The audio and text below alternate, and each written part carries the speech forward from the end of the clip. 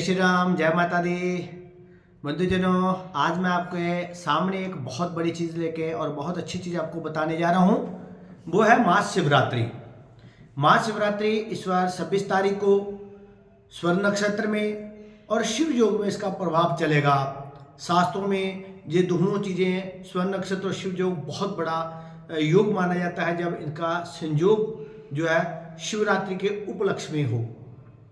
और शिवरात्रि भगवान शिव का बहुत बड़ा एक पर्व माना जाता है। हमारे सनातन धर्म में शिव आदि देव, देवों के देव, महादेव माने जाते हैं। योगियों में योगी माने जाते हैं।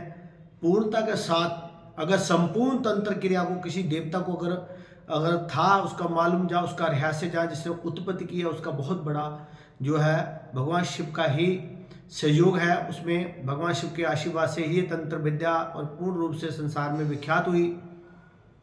हमें इस शिवरात्रि में क्या करना चाहिए कि हमारे परिवार के बीच संकट ना आए, दीर्घायु हो, कुटुंब हो, हमारा अच्छा प्रेम बना रहे, संसार में यश कीर्ति मान बढ़ता रहे हमारा। तो आइए आज हम इस विषय में बात करते हैं। भगवान शिव के कौन सी चीजें नहीं चढ़ानी चाहिए शिवरात्रि के उपलक्ष्य में। बहुत से लोग बंधुजनों घर से निकलते हैं पूजा करने के लिए, जो कि ब्राह्मण का सहयोग नहीं लेते, एटीट्यूड की वजह से पूछते नहीं है कि हमें सब कुछ ज्ञात है, क्योंकि बहुत सी टीवियों में, चैनल में आज बहुत अलग अलग भ्रांति आ रही है। भगवान शिव पर हल्दी नहीं चढ़ाई जानी चाहिए। भगवान शिव के पास शंख का प्रयोग नहीं करना चाहिए। शंख के बीच डालकर कोई भी ऐसी वस्तु अर्पण नहीं करनी चाहिए। उसका कारण ये है कि भगवान शिव ने विष्णु के भक्त शंखचूड़ का वध किया था। भगवान को बहुत प्यारे थे विष्णु भगवान को, शिव ने उनका वध किया था कि वो असुर वृत्ति का आदमी था। इसलिए भगवान शिव उनकी शंख जो है शंखचूड़ से नाम से ही विख्यात है। भगवान ने उसका उद्धार करने, उसको शंख की आकृति का प्रदान करते उस समुद्र में उसको समाहित होने के लिए बोल दिया था। तब से भगवान शिव उस शंख का अपना त्याग करते हैं। शंख उनको प्रिय नहीं है इतना, तो हमें उस पर कोई भी वस्तु नहीं चढ़ानी। तीसरी, उस पर तुलसी पत्तर भगवान शिव पे नहीं चढ़ाने चाहिए। जो विष्णु की प्रिय चीज़ें होती हैं वो उन पे नहीं चढ़ती हैं शिव पे। और सबसे चढ़ने वाली चीज़ें भगवान शिव पे क्या है और हमें कैसे करनी चाहिए भगवान शिव की आराधना कि हमारे परिवार का कल्याण हो सके। सबसे पहले बंधुजनों, सूर्योदय के बाद तक नहीं सोना चाहिए शिवरात्रि के दिन, क्योंकि शिव को अति प्रिय ब्रह्म मुहूर्त है। और ब्रह्म मुहूर्त में सभी लोग उठकर और स्नान करने के बाद हो सके तो काले तिल डाल के स्नान करें। आपके शरीर के रोगों का दोष दूर होगा। अगर ऐसा नहीं कर सकते हैं तो थोड़ा सा सरसों का तेल डाल के जल में स्नान कीजिए। आपके शरीर में कोई रोग व्याधि नहीं सताएगी। स्नान करने के बाद पुनः आप अपने शुद्ध और स्वच्छ वस्त्र धारण करके, और स्त्री जो है साड़ी धारण करनी चाहिए, और पुरुष उस दिन ज़्यादातर धोती ही पहननी चाहिए, जो कि सिलाई के बिना वस्त्रों उसको धारण करना चाहिए। भगवान शिव के पास जाकर यथाशक्ति जलाभिषेक करें। चाहे आप उससे दूध से कर सकते हो, ईख के रस से कर सकते हो, फलों के रस से कर सकते हो। फल वो होने चाहिए जो मधुर हो, मीठे हो, उनके फलों का रस होना चाहिए। हर फल का रस नहीं चढ़ता है। उनसे भगवान शिव की पूजा आराधना करने के बाद एक संकल्प अनिवार्य होना चाहिए। उस दिन संकल्प के बीच आप लोगों ने पूरा दिन क्या कार्य करना है ये भगवान को बताना अनिवार्य होता है, क्योंकि आप जिनके निमित्त व्रत रखे, व्रत मतलब निश्चित किया हुआ कार्य। आप क्या निश्चित करो, मैंने व्रत रखा, मैं भूखा हूँ। भूखा रहने से व्रत का नहीं कोई ज़्यादा प्रभाव माना जाता है, जितना कि आप उस कार्य के भी निश्चित करोगे कि हे भगवान, मैं पूरा दिन आज मैं उपवास रखूँगा, मैं चाय नहीं पीऊँगा। अगर पीनी है तो मैं अगर एक बार पीता हूँ तो मैं 2 या 3 बार पी लूँगा। मतलब उसकी क्वान्टिटी बढ़ा सकते हो, कम कर सकते हो, मतलब निश्चित करनी चाहिए।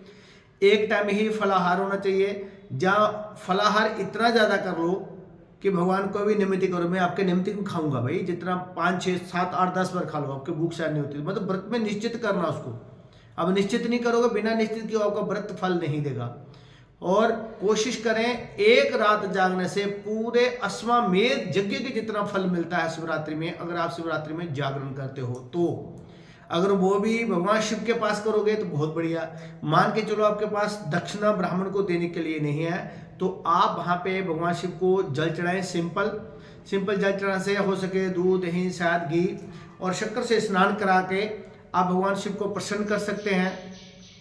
बिलपत्र, और बिलपत्र में खास चीज़ें रखनी है। बिलपत्र की जो 3 पत्तियाँ बनी थी उसके पीछे जो डंडी है उसका कुछ हिस्सा तोड़ लेना है। अगर डंडी समेत आप चढ़ाओगे तो आपके घर में दरिद्रता आएगी। उल्टा धन का नाश होता, उससे धन नहीं आता। डंडी तोड़ के बिलपत्र चढ़ाने से आपको अच्छा फल मिलता है। भगवान शिव के पास बैठकर आप भगवान शिव का शिव मंत्र नाम बलि, शिव शस्त्र नाम और शिव संकट मोचन नाम, इन चीज़ों के पाठ कर सकते हो। शिव स्तोत्र का पाठ करो। रात को जागरण अनिवार्य होना चाहिए और संकल्प के जी बोलना है कि भगवान आज मैं पंचाक्षरी मृत्युंजय जप करूंगा आपके लिए, आपके निमित्त आपके चरण बैठ मुझे आशीर्वाद प्रदान करना। पूरी रात जागरण करके सुबह दूसरे दिन उठे और फिर नहाए। पुनः नहाने के बाद किसी ब्राह्मण को भोजन अवश्य करवाना और उनको सफ़ेद वस्त्र ही दान करना। सबसे बड़ी चीज़ है सफ़ेद वस्त्र, धोती हो चाहे पटका, इनमें चीज़ें यथासमर्थ अनुसार अपने, अगर आप पादुका देना चाहते हैं तो सफ़ेद, चाहे शूज दे सकते हो, बूट देना बूट दे सकते हो, चप्पल देनी है चप्पल देनी है, लेकिन देना चाहे कम देना और अच्छी देना। बहुत से लोग होता है ब्राह्मण को सामान ऐसा देते हैं कि ब्राह्मण उठा के वो कचरे ढेर में मिलता है, उसको हफ्ते बाद 15 दिन बाद वो फेंक देते हैं। घरों में कबाड़े के भांति रहते हैं, वो भी जलाते हैं उनको। वो चीज़ नहीं देनी चाहिए जो आपको फलदायी नहीं दे। उनके बाद भगवान को भस्म अति प्रिय है और कोशिश करना भस्म अवश्य भगवान को चढ़ाना किसी भी परिस्थिति में। सिंदूर का तिलक भगवान शिव को अति प्रिय है, वो लगा सकते हैं। और हो सके तो शिवरात्रि में अगर आप धन संपत्तिवान है, किसी मंदिर में बैठकर रुद्रा अभिषेक अवश्य करना। भगवान शिव की पूजा अर्चना करने से आपको अत्यंत फल मिलेगा। अगर आप ऐसी परिस्थिति जगह में हो जहाँ पे मंदिर पास नहीं है, आप नहीं जा सकते हैं, जहाँ आप नहीं कर पा रहे हैं, तो क्या करें? बंधुजनों, जिनके घर में बिल पत्र का वृक्ष लगा हुआ है, आप उनको शिव स्वरूप मानकर उनकी पूजा अर्चना करके वहां पे ही भगवान शिव का मृत्युंजय मंत्र जप अथवा पंचाक्षरी मंत्र ओम नमः शिवाय का मंत्र जप कर सकते हैं। अथवा आप वहां पे बैठकर, आपको लक्ष्मी अति प्रिय है कि लक्ष्मी का ही मुझे पाठ करना है, तो वहां बैठकर श्री सूक्त का पाठ कम से कम पूरी रात्रि में 108 बार या उससे 1000 बार पाठ करने से आपका मंत्र सिद्ध हो जाता है। उस दिन सिद्ध होने के बाद आप उसको नित्य अगले पूरा मास प्रयोग कर सकते हैं। आपके घर में चिरस्थायी लक्ष्मी का वास होगा। तो आइए हम सब मिलकर भगवान शिव की आराधना पूजा करें और शिवरात्रि का पर्व, ये बड़ा त्यौहार हम बड़ी खुशी से मनाएं। और मैं सभी बंधुजनों को, सनातन धर्म को मानने वाले, हिंदू संप्रदाय को मानने वाले सभी के आगे कहता हूँ, चाहे थोड़ा समय निकाल कर अवश्य, हर जिंदगी में साल भर काम होंगे, कभी इस शिवरात्रि को दिन को मत मिस करना। क्योंकि ये शिवरात्रि का जो पर्व है, स्वर्ण नक्षत्र है और शिव योग है, ये दोनों चीजें जो एक साथ जुड़ रही हैं, बहुत बड़ा महत्व है इस चीज का। आपके जन्म जन्म तक पापों का नाश करने वाला ये समय आ रहा है, इसलिए समय का उपयोग करें। जय श्री राम, जय माता छिन्नमस्ता दी।